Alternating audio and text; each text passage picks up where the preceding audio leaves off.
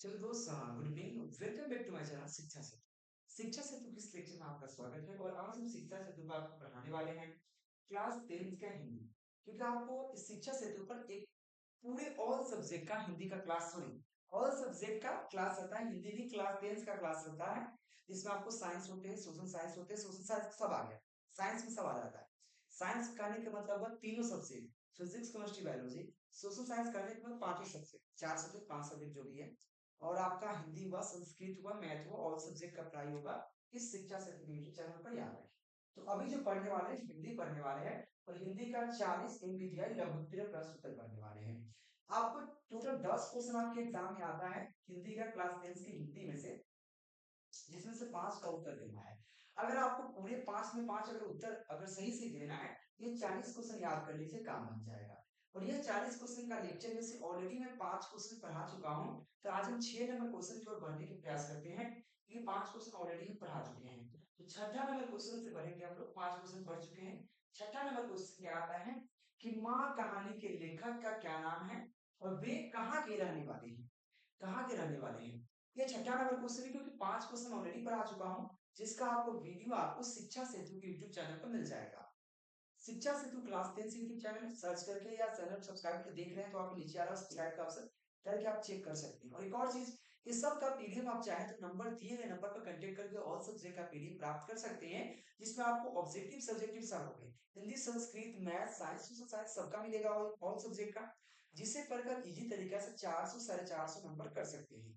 इसके लिए नंबर दिख रहा है, कांटेक्ट कर लीजिए। याद रखना, माँ कहानी के लेखक का नाम क्या है। तो माँ कहानी का लेखक ईश्वर पडिक्कर है, याद रखना, पडिक्कर। तो ईश्वर पडिक्कर माँ कहानी का नाम है, और रहने वाले कहाँ के हैं, तो गुजरात के रहने वाले हैं। तो 2 पॉइंट जवाब दीजिए, 2 नंबर उठाइए। और ऐसे नहीं पूछा गया, 2021 की एग्जाम पूछा गया है कि आपको माँ कहानी के लेखक कौन है, तो ईश्वर पेटिकर, और हमारे उनके रहने वाले गुजरात के रहने वाले हैं। तो आराम से याद हो गया, याद हो गया कि नहीं, कि माँ कहानी के राइटर कौन है, तो ईश्वर पेटिकर, रहने वाले कहाँ के, गुजरात के। याद हो गया, बिल्कुल याद हुआ गया होगा। अगले क्वेश्चन देखिए, अगले क्वेश्चन आपको 7 नंबर क्वेश्चन है, कुशल व्यक्ति या सक्षम श्रमिक समाज का निर्माण करने के लिए क्या आवश्यक है। कुशल व्यक्ति एवं स्वच्छ, कुशल व्यक्ति एवं सक्षम श्रमिक समाज का निर्माण करने के लिए क्या आवश्यक है। अगर कोई कुशल व्यक्ति या स्वच्छ हमारे श्रमिक का निर्माण करने क्या आवश्यक है, समझने का प्रयास करना। तो जाति के आधार पर श्रम श्रम विभाजन हो रहा है, ये सबको पता है कि जात श्रम मतलब होता है श्रमिक वर्ग, काम।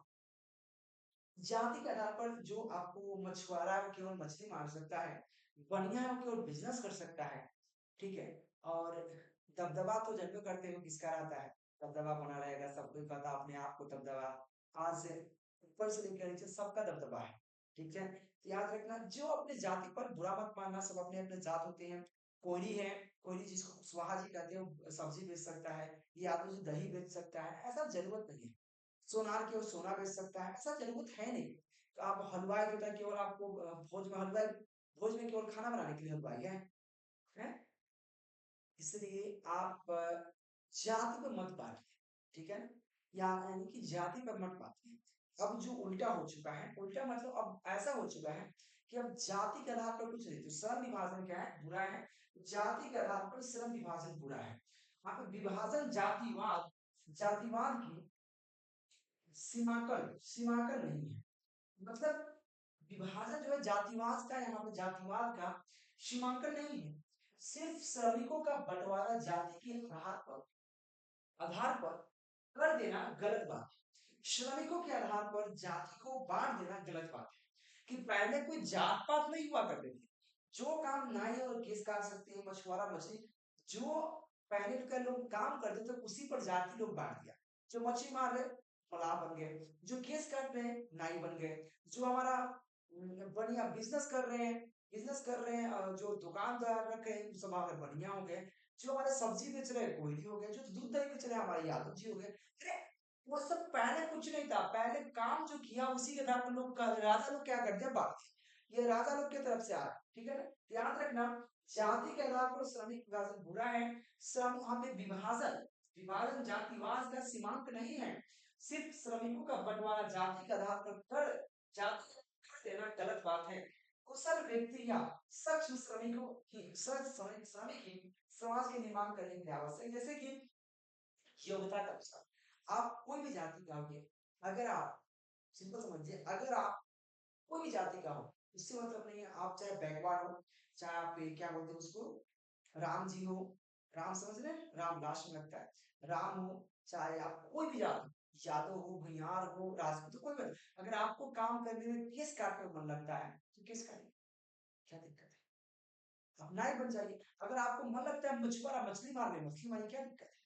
आज के जमाना में कोई कुछ नहीं है, आपके पास नॉलेज है, उस हिसाब से काम कीजिए, ठीक है ना। इसलिए सम आप एक कुशल व्यक्ति जो अपने आप में जिसको में मन लगता है, कुशल व्यक्ति या सच श्रमिक ही समाज का निर्माण के लिए आवश्यक है। क्वेश्चन 2021-2022 के एग्जाम में जाके बिहार में।